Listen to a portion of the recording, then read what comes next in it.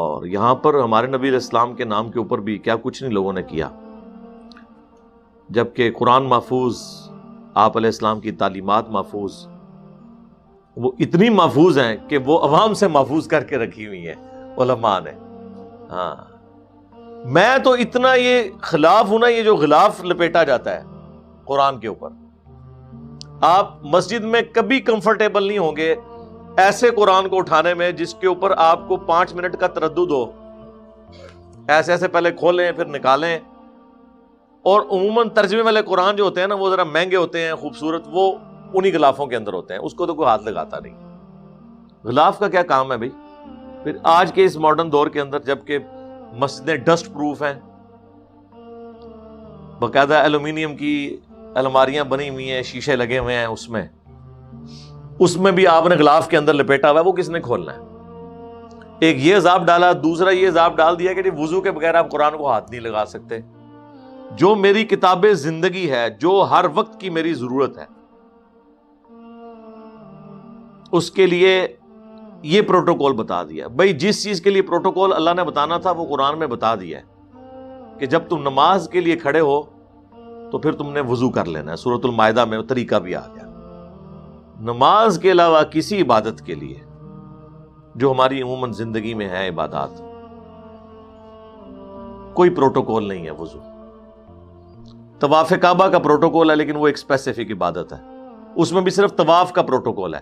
صفا مروہ کی صحیح جو زیادہ کریٹیکل کام ہے، مشکل کام ہے، زیادہ ٹائم کنزیومنگ کام ہے، کیونکہ آلموسٹ وہ 0.7 کلومیٹر بن جاتا ہے ایک طرف کا اگر آپ کیلکولیشن کریں،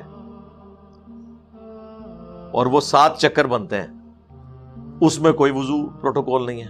ایون بخاری مسلم میں آیا کہ سیدہ عائشہ کے پیریڈز شروع ہو گئے تھے مخصوص ایام، تو نبی علیہ السلام فرمایا کہ ٹھیک ہے تم طواف کعبہ چھوڑ دو، صفا مروہ کی صحیح کر لو تاکہ یہ تمہارا جو ہے نا وہ رکن ادا ہو جائے. اس حالت میں بھی اندازہ کریں.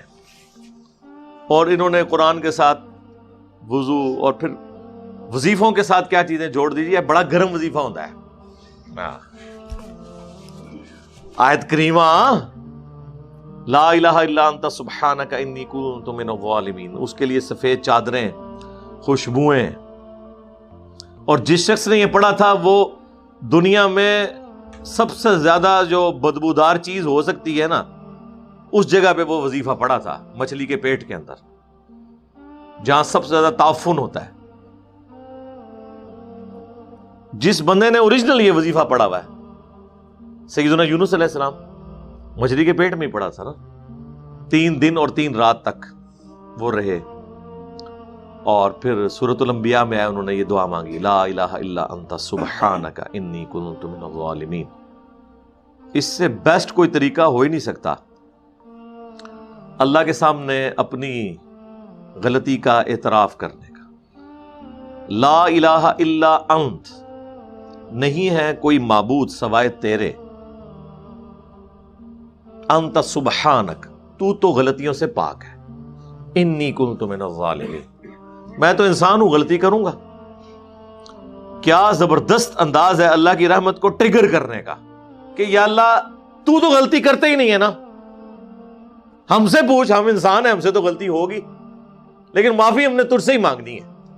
تو دیکھیں سورہ الصافات میں آیا کہ اگر یونس ان الفاظ سے ہمیں نہ پکارتا تو پھر مچھلی کے پیٹ سے اس دن نکالا جاتا جس دن مردے اپنی قبروں سے نکالے جائیں گے. یعنی اس کی وہ قبر مچھلی کا پیٹ بنتی اگر وہ ہمیں ان الفاظ میں نہ پکارتا. اور وہ کہاں پہ پکارا؟ مچھلی کے پیٹ میں، تعفن والی جگہ. اور پھر ظلمات کے الفاظ ہیں، اندھیروں میں. ظاہر ہے جی، آپ پیٹ کے اندر کیا، پھر سمندر کا اندھیرا،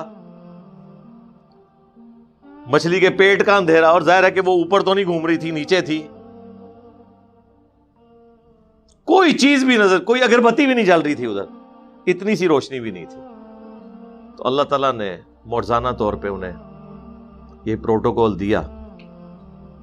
جامعہ ترمذی میں حدیث ہے، جو شخص بھی یونس علیہ السلام کی دعا کے ساتھ اللہ تعالیٰ فرماتا ہے میری طرف متوجہ ہوگا، میں اسے محروم نہیں لوٹاؤں گا.